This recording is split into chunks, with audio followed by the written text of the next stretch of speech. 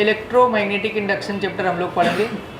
Electromagnetic induction chapter में क्या पढ़ना है हमें, सबसे पहले तो ये जानिए। इलेक्ट्रोमैग्नेटिक इंडक्शन में बोर्ड के पॉइंट ऑफ व्यू से आपको Faraday first law, Faraday second law, Lenz law, self induction और म्यूचुअल इंडक्शन, ये 5 टॉपिक हैं, इन्हीं को अच्छी तरीके से पढ़ना है। ठीक है, तो सबसे पहले जानेंगे हम लोग इलेक्ट्रोमैग्नेटिक इंडक्शन क्या है। इलेक्ट्रोमैग्नेटिक इंडक्शन क्या है, तो बिल्कुल ही आसान शब्दों में किसी को समझाएंगे आप कि जब किसी भी कॉइल का मैग्नेटिक फ्लक्स चेंज कराया जाएगा, जब किसी भी कॉइल का मैग्नेटिक फ्लक्स चेंज कराया जाएगा तो उस कॉइल में ईएमएफ इंड्यूस होगा, और ईएमएफ इंड्यूस होने से अगर सर्किट क्लोज है तो उस कॉइल में करंट फ्लो होगा। आपने एक अमीटर लगा दिया, अगर गैल्वेनोमीटर लगा दिया अगर, तो उसमें डिफ्लेक्शन शो होगा। तो जब डिफ्लेक्शन शो होगा तो जो करंट फ्लो होगा उस करंट का नाम होगा इंड्यूस्ड करंट। क्या नाम होगा? और जो ईएमएफ इंड्यूस होगा उसका नाम होगा इंड्यूस्ड ईएमएफ। और इसी फिनोमिना को इलेक्ट्रोमैग्नेटिक इंडक्शन कहते हैं। दोबारा से बोल रहे हैं, ध्यान से सुने। जब किसी भी कॉइल का मैग्नेटिक फ्लक्स चेंज करते हैं, जब किसी भी कॉइल का मैग्नेटिक फ्लक्स चेंज करते हैं तो उस कॉइल में एक ईएमएफ इंड्यूस होगा, और ईएमएफ के इंड्यूस होने से उस सर्किट में एक करंट फ्लो होगा। बता देंगे condition, if circuit is closed, if circuit closed closed, अगर सर्किट क्लोज है तो उस कॉइल में एक करंट फ्लो होगा, उस करंट का नाम होगा इंड्यूस्ड करंट। इसी फिनोमिना को कहते हैं इलेक्ट्रोमैग्नेटिक इंडक्शन। क्या कहते हैं इसे? Electromagnetic induction. अब जैसे मान लीजिए कि आपने क्या किया कि एक ये लिया कॉइल, ठीक है, समझना ध्यान से।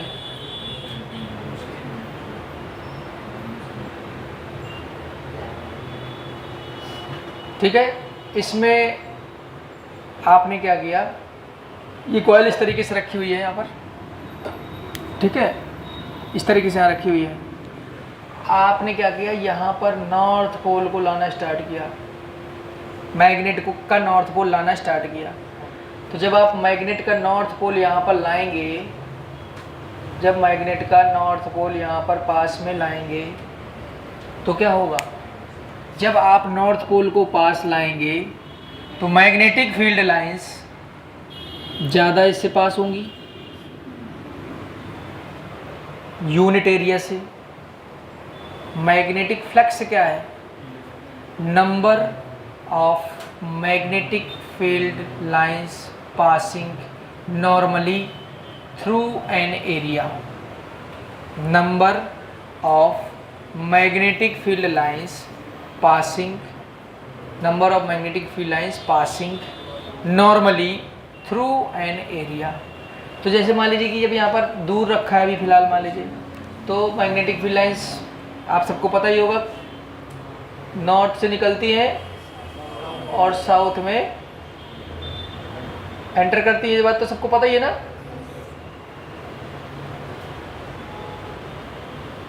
Inside the magnet south to north चलती हैं, outside the magnet north to south चलती हैं। अभी ये रेस्ट में है तो अभी कुछ नहीं होगा। जब आप इसको चलाएंगे, यहाँ से इसे पास में मूव कराएंगे, जब इसे पास में लाएंगे तभी यहाँ पर डिफ्लेक्शन होगा। जब ये चुप रखा है तो कुछ नहीं होगा, ठीक है। जब आप इसे पास में लाएंगे तो क्या होगा, इसमें डिफ्लेक्शन होगा, और जब डिफ्लेक्शन होगा तो जो डिफ्लेक्शन होगा तो सर्किट में करंट फ्लो हो रहा होगा। इसका मतलब तो जो करंट फ्लो हो रहा होगा उसी करंट को बोलते हैं इंड्यूस्ड करंट। उसी करंट को क्या बोलते हैं? Induced current. और ये इंड्यूस्ड करंट तब तक रहता है जब तक आप मैग्नेटिक फ्लक्स को चेंज कराते हैं। आपने मैग्नेटिक फ्लक्स चेंज कराना कम किया, बंद कर दिया, ईएमएफ इंड्यूस होना बंद, और जब ईएमएफ इंड्यूस होना बंद हो जाएगा तो इंड्यूस्ड करंट ऑटोमेटिक बंद हो जाएगा। इसको बोलते हैं फैराडे का फर्स्ट लॉ। सबसे इंपॉर्टेंट है, माइंड में ये बात भर जाना। इलेक्ट्रोमैग्नेटिक इंडक्शन अगर आज के बाद आपसे कोई पूछे तो आप उसे जवाब देंगे, जब किसी भी कॉइल का मैग्नेटिक फ्लक्स चेंज करते हैं तो उस कॉइल में ईएमएफ इंड्यूस होता है, और अगर सर्किट क्लोज है तो उस सर्किट में करंट फ्लो होगा, उस करंट का नाम इंड्यूस्ड करंट होता है, और इसी फिनोमिना को इलेक्ट्रोमैग्नेटिक इंडक्शन कहते हैं। ये तो हो गया इलेक्ट्रोमैग्नेटिक इंडक्शन। फिर आता है फैराडे फर्स्ट लॉ। तो फैराडे फर्स्ट लॉ में आप क्या बताएंगे कि जब किसी भी कॉइल का मैग्नेटिक फ्लक्स चेंज कराते हैं तो उसमें ईएमएफ इंड्यूस होता है, और ईएमएफ इंड्यूस ये तब तक रहता है जब तक आप मैग्नेटिक फ्लक्स चेंज कराते हो। आपने मैग्नेटिक फ्लक्स चेंज कराना बंद किया, ईएमएफ इंड्यूस होना बंद हो गया। इसको कहते हैं फैराडे का फर्स्ट लॉ। इलेक्ट्रोमैग्नेटिक इंडक्शन में सिर्फ उन्होंने इतना बताया कि इस फिनोमिना को कहते हैं इलेक्ट्रोमैग्नेटिक इंडक्शन। उसमें ये बात और जोड़ दो कि मैग्नेटिक फ्लक्स जब तक चेंज कराओगे तब तक ही ईएमएफ इंड्यूस होगा। जब तक आप मैग्नेटिक फ्लक्स चेंज कराओगे तभी तक ईएमएफ इंड्यूस होगा। तो क्या है? Faraday first law. अब आता है फैराडे का सेकंड लॉ। फैराडे का सेकंड लॉ क्या होता है कि जब किसी भी कॉइल का आपने मैग्नेटिक फ्लक्स को चेंज करा रहे हैं तो मैग्नेटिक फ्लक्स को किस रेट से चेंज करा रहे हैं, इसको धीरे धीरे ला रहे हैं। जब धीरे धीरे लाओगे तो मैग्नेटिक फ्लक्स धीरे धीरे चेंज होगा, और जब मैग्नेटिक फ्लक्स धीरे धीरे चेंज होगा तो ईएमएफ इंड्यूस भी धीरे धीरे होगा, कम कम होगा, इंड्यूस्ड करंट भी कम होगा। और तेज़ी से लाएंगे तो इंड्यूस्ड ईएमएफ ज़्यादा होगा। तो फैराडे का द्वितीय नियम सेकेंड लॉ बनाया गया, the rate of change of magnetic flux linked with the coil, the rate of change of magnetic flux linked with the coil is directly proportional to induced EMF, is directly proportional to the induced EMF। induced EMF को E से denote करते हैं, directly proportional का sign ये होता है d phi b by dt। induced EMF is directly proportional to d phi b by dt। और यहाँ पर एक माइनस साइन और लगा करता है। अब ये माइनस साइन क्या होता है वो समझो।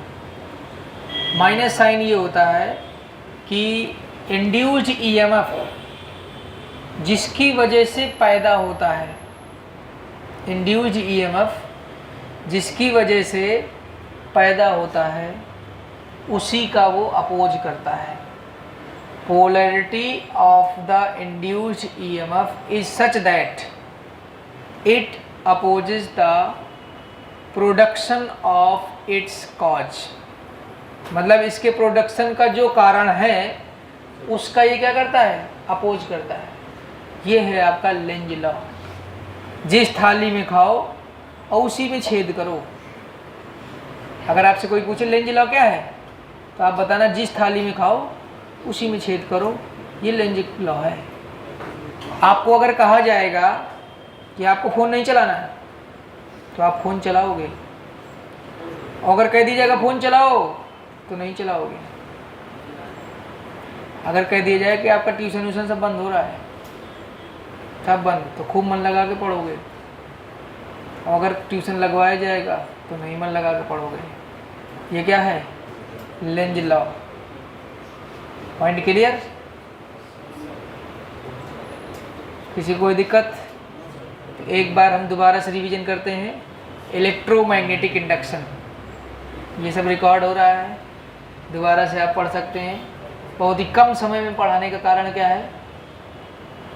बहुत देर का तो पढ़ाया वो बहुत अवेलेबल है हर जगह, लेकिन यही नहीं पता चलता है कि इलेक्ट्रोमैग्नेटिक इंडक्शन क्या है, फैराडे का फर्स्ट लॉ क्या है, फैराडे का सेकेंड लॉ क्या है, और लेंज लॉ क्या है। इसका तो हमको सेल्फ इंडक्शन और बताना है और म्यूचुअल इंडक्शन और बताना है। इतने से आपको पूरे चैप्टर का कॉन्सेप्ट समझ में आ गया है। फिर हम लिखने वाला काम करेंगे बाद में। हम फर्जी की बातचीत करते रहें लेकिन यही ना समझा पाएँ कि इलेक्ट्रोमैग्नेटिक इंडक्शन है क्या। 1 मिनट के लिए बंद करो इसको। इसका मतलब ये है, देखिए ध्यान से, कि अगर आप यहाँ पर नॉर्थ पोल लाओगे तो यहाँ पर जो पोल जनरेट होगा वो नॉर्थ पोल ही क्रिएट होगा। वो पता क्या कहेगा, हमें आपकी कोई आवश्यकता नहीं है। नॉर्थ को पास लाओगे तो इस तरीके से यहाँ पर पोल क्रिएट होगा इस वाले फेस में कि इसका ही अपोज करेगा। और अपोज कब करेगा, जब इस तरफ नॉर्थ पोल क्रिएट होगा। एनसीईआरटी का पहला क्वेश्चन है इसी तरीके का। समझ में आई बात कि नहीं? अगर नॉर्थ को पास ला रहे हैं तो यहाँ नॉर्थ क्रिएट होगा, अगर नॉर्थ को पास ला रहे हैं तो नॉर्थ क्रिएट होगा, और नॉर्थ को अगर दूर ले जा रहे हैं तो साउथ क्रिएट होगा। अगर नॉर्थ को दूर ले जाएंगे तो साउथ क्रिएट होगा, नॉर्थ को पास लाएंगे तो नॉर्थ क्रिएट होगा। ठीक है, नॉर्थ को दूर ले जाएंगे तो साउथ होगा, और नॉर्थ को पास लाएंगे तो नॉर्थ होगा। कुल मिला के आपको उसका अपोज कराना है। दूर ले जाओगे तो पता क्या कहेगा, अरे नहीं दूर मत ले जाओ, पास लाओ। तो पास लाने के लिए क्या करना पड़ेगा,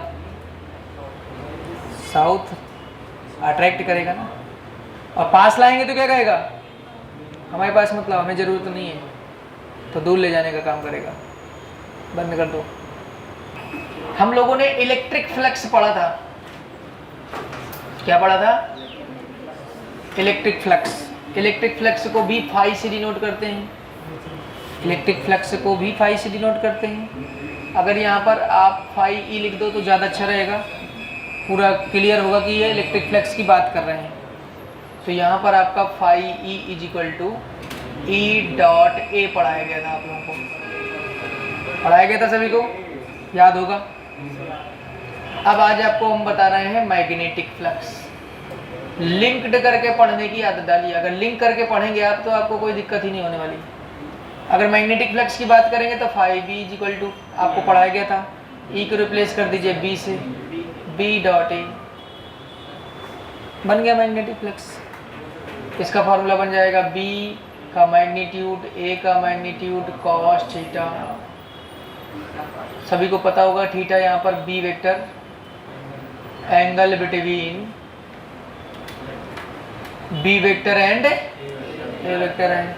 यहाँ पर इसे आप लिख सकते हैं ई ए कॉस थीटा। यहाँ पर थीटा क्या है आपका, angle between E vector and A vector. Area vector आपको पढ़ाया गया था। एरिया वैसे स्केलर क्वांटिटी है, लेकिन एरिया वेक्टर आपको बताया गया था। एरिया वेक्टर कौन बताएगा? एरिया वेक्टर देखिए ध्यान से, आपका ये सरफेस है, इस सरफेस में एक छोटा सा एलिमेंट कट कर लें ds, और इसके परपेंडिकुलर एक लाइन, परपेंडिकुलर एक वेक्टर ड्रॉ करें, यूनिट वेक्टर, जिसका नाम है n कैप। और इस n कैप का और ds का प्रोडक्ट करा दें, n कैप इंटू ds। कराने से जो मिलेगा उसे कहते हैं एरिया वेक्टर। क्या कहते हैं? मतलब product of area element, product of area element to the unit vector perpendicular to the surface. Product of area element to the unit vector perpendicular to the surface is known as area vector. ठीक है, area वैसे scalar quantity है, लेकिन area vector की बात की जाएगी तो क्या हो जाएगा, यूनिट वेक्टर से मल्टीप्लाई करा देना है एक स्मॉल एलिमेंट को। ठीक है, पॉइंट क्लियर?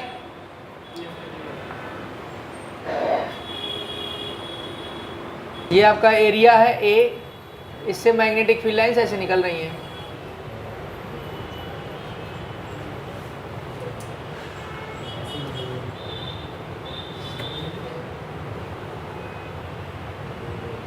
यहाँ पर नॉर्मली निकल रही हैं। ठीक है, तो आपका एरिया वेक्टर अगर पूछा जाएगा तो वो इसी डायरेक्शन में होगा। ये आपका मान लीजिए डी ए हो जाएगा, और ये आपका एन कैप हो जाएगा। तो N cap into D A क्या कहलाएगा आपका, डी ए वेक्टर कहलाएगा। तो बी वेक्टर और डी ए वेक्टर दोनों कैसे हैं, एक ही डायरेक्शन में है। यहाँ पर थीटा क्या है, थीटा क्या है यहाँ पर 0। तो फाई इज इक्वल टू कितना आ जाएगा, बी डॉट ए आपको पढ़ाया गया। तो b का मैग्नीट्यूड a का मैग्नीट्यूड cos 0 1 होता है तो क्या आ जाएगा ba आ जाएगा। तो ये ऑलरेडी नॉर्मली पास हो रही हैं। अगर मान लीजिए कि नॉर्मली ना पास हो रहे हो, मतलब क्या हो जाए कि मैग्नेटिक फील्ड तो आपका ऐसे है, लेकिन जो आपने सरफेस है वो थोड़ा सा टिल्टेड है, मतलब सिचुएशन ये है,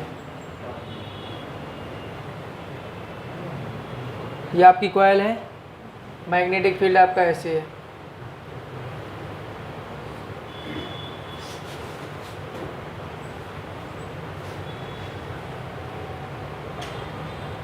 तो अगर मैग्नेटिक फील्ड ऐसे है, इसका मतलब क्या है, magnetic field lines passing normally वाला पता लगाना है आपको, ऐसे थोड़ी पता लगाना है।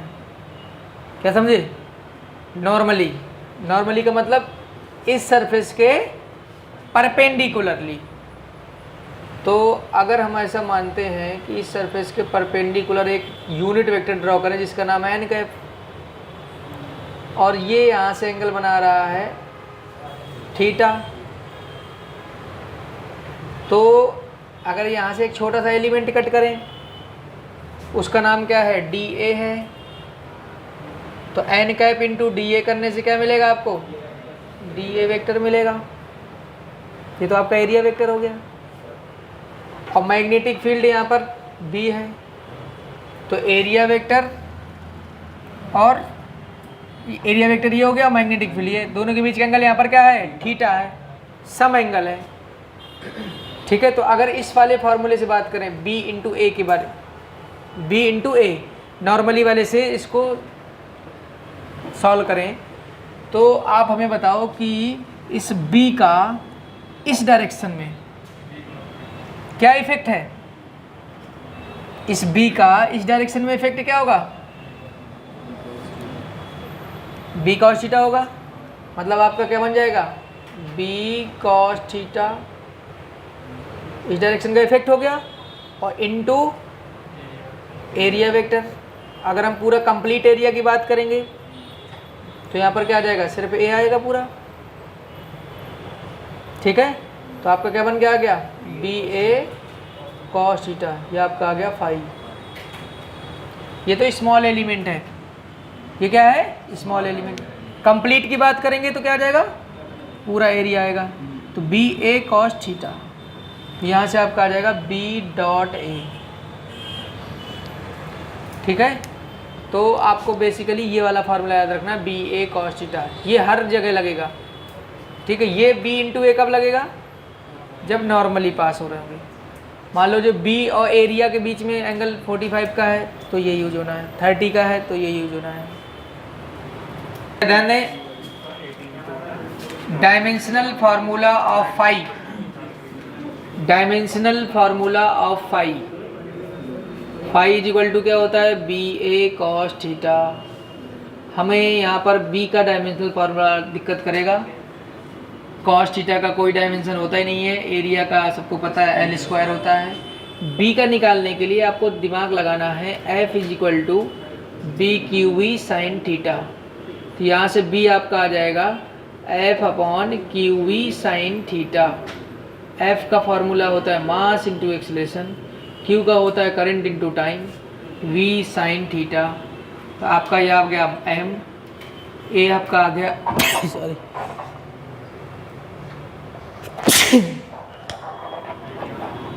A का क्या आ गया आपका LT माइनस 2, I का आपका आ गया A, और ये आपका आ गया T, और V का आपका आ गया LT माइनस 1। और साइन थीटा का कोई डायमेंशनल फार्मूला होता नहीं है, तो कितना आ जाएगा, M L से L फैल जाएगा, क्या आएगा यहाँ से M, ये T से T फैल जाएगा, M A minus 1 T minus 2।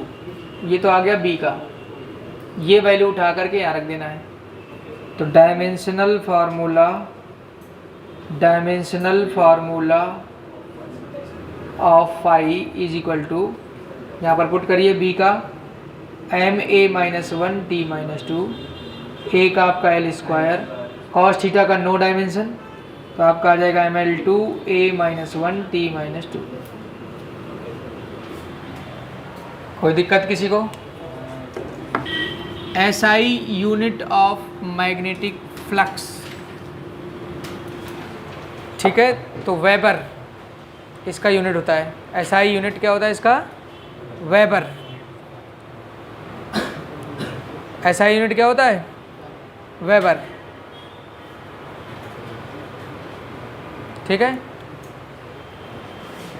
SI unit of phi is equal to weber. SI unit क्या होती है? वेबर। देखिए फाई इज इक्वल टू हम लोग जानते हैं B इंटू ए, थीटा 90 डिग्री, थीटा 0 वाले केस में, नॉर्मली वाले केस में। तो B फाई की वैल्यू वेबर बता रहे हैं हम, फाई का यूनिट क्या है? वेबर है।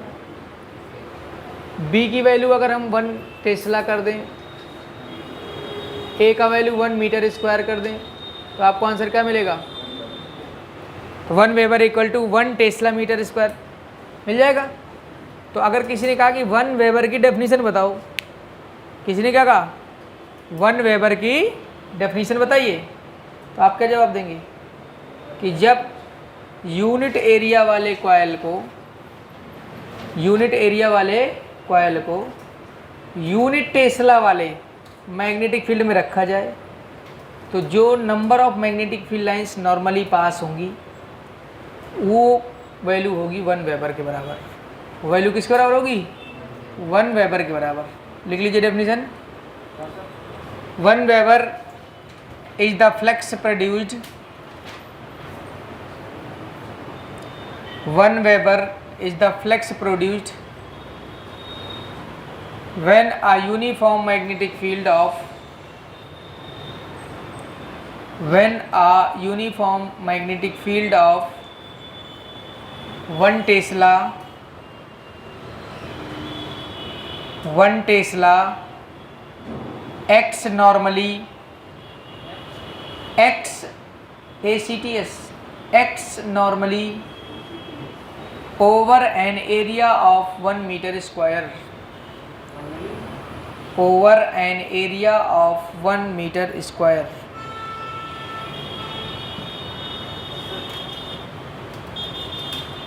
ठीक है, तो ये आपका था MK सिस्टम में यूनिट। अगर CG सिस्टम की बात करें, CG सिस्टम में यूनिट ऑफ फाई याद कर लीजिए मैक्सवेल होता है। CG सिस्टम में क्या होता है यूनिट?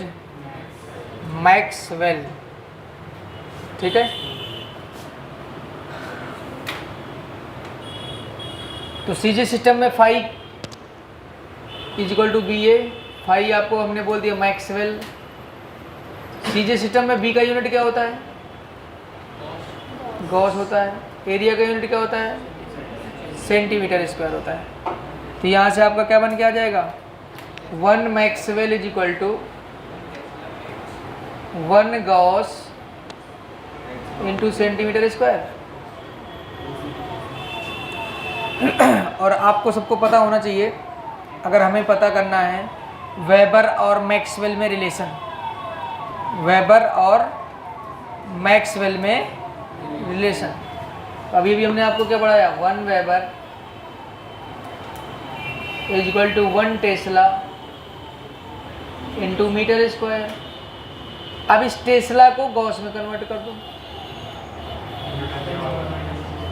तो सबको पता होना चाहिए 1 gauss is equal to 10⁻⁻4 tesla होता है। याद कर लो, 1 gauss is equal to 10⁻⁻4 tesla. तो 1 टेस्ला इज इक्वल टू कितना हो जाएगा? 10⁻4 गॉस। ये अपॉन में आ जाएगा, ये अपॉन में आएगा, फिर ऊपर जाएगा तो प्लस में हो जाएगा। तो ये आपका हो गया 10⁻4 गॉस, और ये मीटर स्क्वायर को सेंटीमीटर स्क्वायर में बदलना है। 1 metre is equal to 100 centimetre. यहाँ पर लिख दो 100 सेंटीमीटर का होल स्क्वायर। मतलब सीधा सीधा बात करो, 10⁻4 यहाँ से आ रहा है, 10⁻4 यहाँ से आएगा, तो 10⁸ गॉस सेंटीमीटर स्क्वायर। और 1 गॉस सेंटीमीटर स्क्वायर किसके बराबर है? मैक्सवेल के। मतलब ये बात को आप लिख सकते हो 10⁸ मैक्सवेल। मतलब 1 weber is equal to 10⁸ maxwell. याद कर लीजिए, 1 weber is equal to 10⁸ maxwell. 1 gauss is equal to 10⁻⁻4 tesla. 1 tesla is equal to 10⁻4 gauss. Phi is equal to B A cos theta. Theta यहाँ पर बी और ए के बीच का angle है। B यहाँ पर मैग्नेटिक फील्ड वेक्टर है, ए यहाँ पर एरिया वेक्टर है। कोई दिक्कत किसी को? Faraday first law of electromagnetic induction, whenever the magnetic flux linked with a closed circuit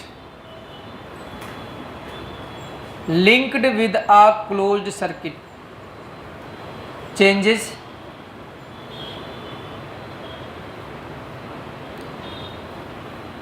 an EMF,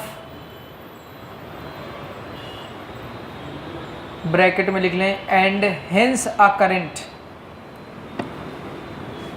N EMF bracket में लिख लें, and hence a current is induced in it,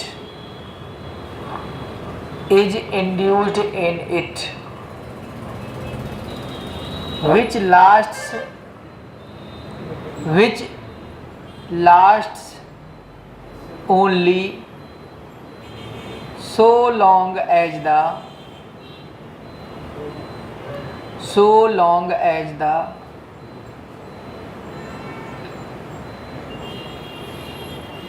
change in flux is taking place.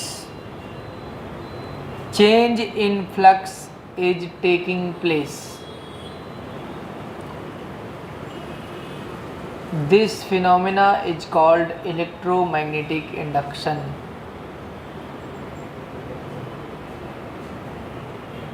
This phenomena is called electromagnetic induction. दूसरा लिख दीजिए second law.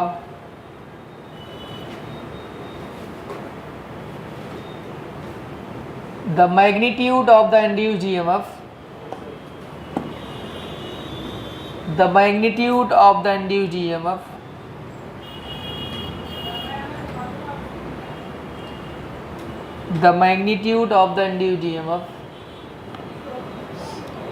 is equal to the rate of change of magnetic flux,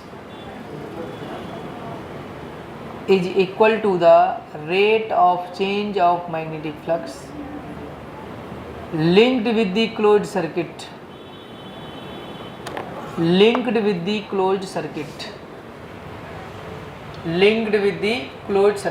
इसका फॉर्मूला लिख लें, E is equal to D phi by D T. अगर magnitude की बात करेंगे तो माइनस साइन नहीं लगाना है, मैग्नीट्यूड की बात करेंगे तो माइनस साइन नहीं लगाना है। थर्ड लिखिए Lenz law. This law states that the direction of induced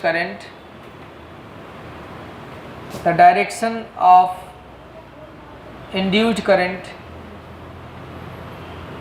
is such that it opposes the cause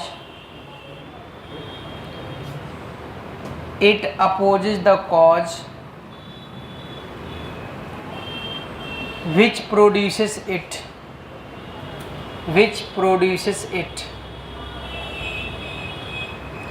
that is, it opposes the change in magnetic flux,